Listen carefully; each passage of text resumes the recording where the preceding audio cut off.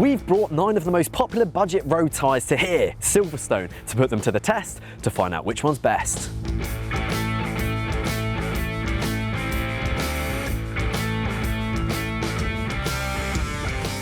So we've just jumped inside to one of their workshops, and as you can see behind me, we have their rolling resistance rig. Now, there are a few key variables which we're going to keep our eye on to make sure our testing is consistent from tyre to tyre. Now, those include pressure. So first up, we're going to be keeping all tyres at 90 psi, and we have a digital gauge to make sure that it perfectly matches. Next up, we're also going to be measuring the width of all the tyres, so again, we can see how they differentiate when they're on the same wheel. Now, to generate load on the wheel, we are weighing it down by 40 kilos, which when you consider it to be kind of 40 kilos on each wheel, that is around an 80 kilo rider plus bike weight. Now, another key variable which we're going to be monitoring is actually the temperature of the tyre as well, because that can differ.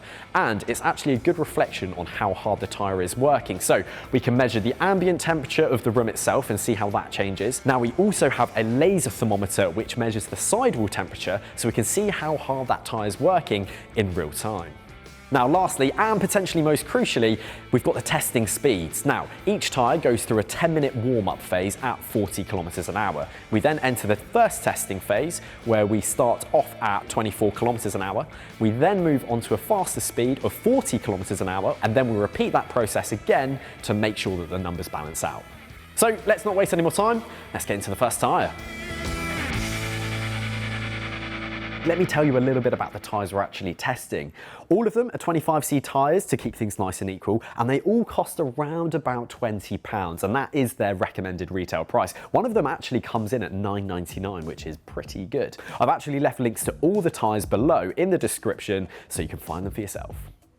So first up, we've got this. This is the Goodyear Eagle Sport tyre. Now, they're not a massive bicycle tyre manufacturer, but they do make some pretty good ones, and this is their entry-level one, and it does share some qualities of their higher-end offerings. Most notably, the tread pattern, and I'm actually a big fan of it because it doesn't have any weird nooks or crannies that can attract stones or little bits of glass, which does aid in puncture protection. Now, further to that on the puncture protection, they've actually built in a lot of silica and some strengthening additives as well, so it's a fairly robust tyre. I think this is going to work fairly well for your all-round summer riding. The sidewalls do feel pretty supple and thin, but that could mean that they're slightly prone to slashes on the side. But then again, if you're on the road, how often does that actually happen?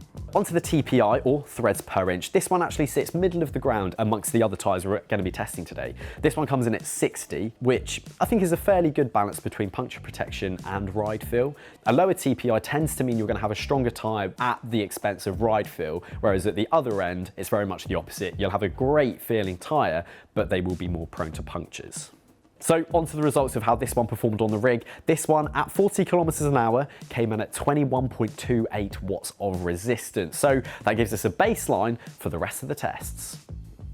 Next up, we've got a tyre from Michelin. This is their Dynamic Sport, which is very much their entry level into the cycling tyre world. I wasn't actually the biggest fan of this when I rode it. It didn't have the greatest ride feel. It did feel a little bit dead, and I did have to drop the pressure ever so slightly because I was breaking traction.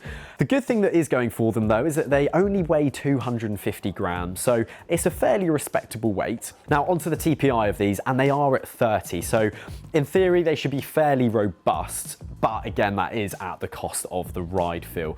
So onto the results, and at 40 kilometers an hour, these ones came out at 22.99 watts. So not massively slower than the Goodyears. So third up on the menu, we've got these, the Specialized RoadSport tyres. Now these are made by the bike manufacturer, and they often use them on their own stock bikes, as you'd expect. Now they have actually gone through a few changes as of recently, and we've got B2B protection in the form of their endurance casing, and they've also updated the compound that they've used on the rubber to try and make them a bit grippier. Now, if you're familiar with Specialized tyres, you'll know that they don't actually make a 25C tyre, but they do make a 26C tyre. Now, the surprise for me was that when we put these on the rim and we blew them up, they didn't actually measure at 26, they measured at 24, which for me was quite surprising, especially when the other tyres that we had on test, some of them were a lot wider than that. Onto the ride feel, and I found that these didn't actually ride particularly well. I think because you've got that endurance casing from bead to bead, it means that the sidewalls themselves aren't too supple, and it means that they don't feel too great, but that is the trade-off you get for strong puncture protection. So numbers off the rolling resistance rig for these at 40 kilometers an hour came in at 27.64 watts. So we have now seen a dramatic drop in performance from the two previous tyres. So I think that really does stack up against why these ones would be a winter tyre. So next up we've got these, the Schwalbe Lugano II with the K-Guard. Now I've actually been a big fan of these tyres for a really long time and I've used them for many winters, so I might be slightly biased here. However, I think there's a few key things to know about these ones. First up, you've got the K-Guard, which means that you've got a layer of rubber within the tread of the tyre which is reinforced with Kevlar, so it does make them pretty strong. However, it's not bead to bead, it is just across the tread of the tyre itself, and it does mean you've got a fairly soft and squishy sidewall there, which I think will help with the rolling resistance. Now, while this does have Schwalbe's K-Guard lining, Schwalbe themselves actually only rate it as a 3 out of 7 on their own puncture protection scale. So while I've never suffered a puncture over the hundreds of winter miles I've done on these tyres, I feel like that might actually be more down to luck rather than top tier tyre technology. That being said, I can definitely vouch for their durability and actually their grip as well, because these ones, although they're a 25C tyre, they do actually measure up on my rims at 26.5, so you are left with a very good contact patch with the road. So numbers off the machine, what are we looking at? Well, at 40 kilometers an hour, these have stacked up at 22.64 watts, which actually I think is fairly respectable, especially when you consider that Specialized tyre was over 27. And actually, I think you can thank that squishy sidewall. You might be sacrificing on puncture protection on the sidewalls there, but you are left with a much faster tyre. Now, at $9.99, this is by far the cheapest tyre on the list. It's the Lifeline Essential Road tyre. Now, it is very cheap, but is it too good to be true? It's got a folding bead, 60 TPI, and weighs about 280 grams, so not terrible. The surface itself actually does have some tread. It is directional, and it does feel quite grippy, so you should be left with a fair amount of grip out on the road. The ride feel itself wasn't great, and actually I think you can probably blame that on the 60 TPI casing. I don't think you can expect too much though from a tyre that costs the same as a coffee and a couple of muffins. What it does have though is a high density nylon layer, which is there to aid in puncture protection. I never got a puncture, so I can't really speak for whether it was good or bad, or if actually I just wasn't lucky. But I think my biggest takeaway from riding these ones was that the ride feel just wasn't quite that good, and they did feel quite draggy. But how do the numbers stack up? When these ones went on at 40 kilometers an hour, they tested at 30.84 watts. So these have by far become our slowest tyre, which to be honest, I don't think you can be too surprised at, especially when you're only paying $9.99 for a tyre. Now, onto a tyre from one of the titans of the industry, Continental. It's fair to say they know how to make a tyre, and here we go. This is their third iteration of the Ultra Sport, so we should see some decent improvements. We'll start off with the TPI, and this one is the highest out of any of the tyres that we're testing today. It comes in at 180, which for a tyre of this price is not bad at all, and I think that perfectly represents why this tyre feels so good. When I was out riding on it, I was in the wet, I was also in the dry, and it did just feel incredible, and I think you've got that casing to thank. My only reservation about this tyre is that it doesn't have any built-in puncture protection. Now, as a summer tyre, and what is clearly a summer tyre, I don't think you can hold that against it. However, I think it would have been nice to see some sort of durability brought in, because I think for a tyre of this price, I think the consumer would demand something with a bit more of an all-round capability. Onto the numbers, and ladies and gents, we have a brand new leader. This one here at 40 kilometers an hour, tested at 20.5 watts. Now, I don't think you can be too surprised at those numbers, given the fact you've got such a high TPI compared to the others in the category, and you've also got very little puncture protection, so it is a much suppler tyre. So we've seen a couple of watts increase in efficiency over and above our previous leader. Let's see if we can find something faster. Next up, we've got the Vittoria Zaffiro, which comes in as Vittoria's entry-level road tyre. Now, I probably shouldn't be too surprised at the spec sheet on this one.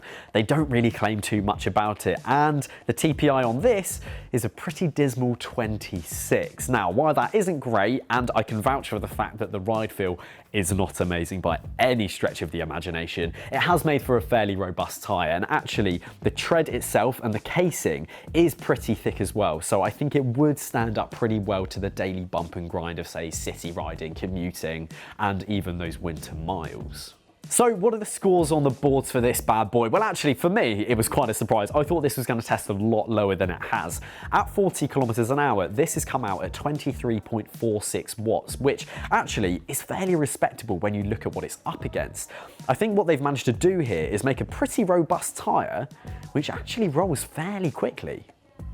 Now, we've got another tyre from Lifeline here, and it's got a pretty impressive spec sheet too. This one's called the Prime Race, and you've got 120 TPI casing, which is pretty respectable. You've got a Kevlar belt that runs all the way around the middle for puncture protection, and you've also got a fairly soft compound as well, so they are pretty grippy. Now, when I took these ones out riding, I think I was expecting a little bit more than they might have delivered because of that impressive spec sheet, which could hold a match to tyres which are, double the price. I think I was expecting them to perform a whole lot better. I mean, they felt okay, but they didn't feel amazing. But what can you expect from a tyre that costs £14? Now, through the corners, I was able to lean on them fairly well, and they never broke traction, which was great. I think, however, though, I would probably opt for the 28C versions of these tyres and try and run them at a lower pressure even still, just to improve that ride feel slightly more. But onto the numbers, how did they perform? Well, it's not great news for these. These came out at 30.85, so they are now essentially joint last, which isn't great. I was actually really surprised because I thought these ones were going to do a lot better given the spec sheet. And even after riding them, I wouldn't say they felt like that draggier of a tyre, but clearly the numbers aren't lying here. Last up, we've got this, the Lifeline Prime Armour tyre, and it's a pretty beefy boy. We've got a pretty impressive spec sheet. This one has 120 TPI casing, it's a folding tyre, and you've got the Kevlar that spans from bead to bead all the way around. So it is made for those harshest of conditions. Now, with a spec sheet like that, you would expect it to perform fairly well, but I think what Lifeline have done here, they've really prioritised making sure that you're not going to get any punctures when the weather is at its worst. It is still fairly heavy. This one weighs at 306 grams on our scales, about 20 grams more than the claimed weight. Ride feel from this one was much as you'd expect it. It was pretty jarring. You didn't really get too much ride feel through the tyre. Again, I would opt for the 28C if clearance allows, just so you can drop that pressure down a little bit more, expand your contact patch with the road for extra grip, and hopefully just try and soften off some of that ride, because I'll be honest, it was pretty harsh. Onto the numbers, and I'll be honest, these didn't do great. These ones came in at 40 kilometers an hour at 34.85 watts of drag. Really not great at all, but what can you expect from a tyre with so much Kevlar in it? I think it's safe to say though, although you might not be going quickly, you won't be getting any punctures. So that brings our testing phase to a close, and as you can see from the table, it's fair to see that the Continentals have tested as the out and out winners. But those other tyres do have qualities which mean they're actually very good in different scenarios. So what I've done is I've categorised them into 3 groups. We've got winter, all round and summer, and these are my recommendations. First up, I'll start with that winter category, and in third place for me, I think it's got to be that Lifeline Prime Armour tyre. Because it felt so bad, I think I just want more ride feel from my tyres. I think if you're in the city or you're commuting and a puncture is the last thing that you want, then I think they'll be great. However, I think out on the road, I do just want a little bit more ride feel. In second place for me then, it's got to be those Vittoria Zaffiros. They tested 10 watts faster than the Lifeline tyres, but the reason why they've landed in that second spot is because they don't make any claims about their puncture protection, unlike my winner, which are the Specialized RoadSports. Because they've got that endurance casing from bead to bead, I think it means that you can rely on them a little bit more, and because they improve their compound of the rubber, they are still nice and grippy. Now, I think for me, those RoadSports, they offer the blend of puncture protection while still being a fairly fast rolling tyre, and for winter, I think that's exactly what you want. Now, onto that all-round category, and I've put the Lifeline Essentials in third place. And that's because, quite frankly, they cost a tenner, they were very draggy, and I just don't think they were that amazing to ride, and there's definitely better options out there. However, if you need something just to get you going, I think they'll be absolutely fine. Just don't expect too much in terms of speed or ride feel. On to second place, and I've put the Lifeline Prime Race tyre. Now, despite its impressive spec sheet, when it came to testing it, it didn't actually perform too well, and the rolling resistance actually matched that of the Essential tyre, which for me was a massive surprise. So then that brings me on to our winner, the Schwalbe Lugano II with the K-Guard lining. Now, I think they've got a lot of stuff going for it. First up, they sit nice and wide on the rim. At 26.5 millimeters for the 25C, it does mean you get a great contact patch with the road, which makes them super grippy. Now, they were 8 watts faster than the Lifeline Prime race tyre, so you've got a significant improvement there in rolling resistance. I think for me, I can definitely attest to the durability of those tyres because I've used them for years upon years. So I think durability, they're good, their grip is good, and actually now I know that they're a pretty fast tyre too. Now onto summer tyres, I think you won't be too surprised when I put the Michelin Dynamic Sports in 3rd place. While they didn't perform too badly in terms of rolling resistance, out in the real world, the ride feel wasn't amazing, and actually they did break traction, as I said, a couple of times, so that's why they've landed themselves in that spot. They weren't necessarily too bad, but I think there's definitely better options out there for exactly the same money. Which brings us on to 2nd place, or does it? For me, actually, we've got a joint first winner here. So on one hand, we've got the Goodyears, and on the other hand, we've got the Continentals. And I'll start with those Goodyears. They were 1 watt slower than the Continentals, but they do have more puncture protection built within them due to that silica and the strengthening additives. On the other hand, we've got the Continentals, 1 watt faster, which is great, and they feel amazing to ride, but obviously they are going to be more susceptible to punctures. So I think that's when it comes down to you guys. What do you prefer? Do you want that little bit more peace of mind with puncture protection, or do you want out and out speed on a budget? I think that would then allow you to prioritize and work out which one's going to be best for you. I think for me, if I had to choose between the two, I think I'd probably opt for those Goodyears and maybe put in a nice fancy inner tube to make them nice and quick. So there we have it. I hope you enjoyed the video. Like I say, if you do want to have a look at any of these tyres and maybe get some for yourself, I have linked them all in the video description below. If you think we missed any out and you've got a favourite budget tyre that you love riding, let us know about it in the comments below. If you enjoyed the video, drop it a like, subscribe to the channel for more content, and I'll see you again very soon.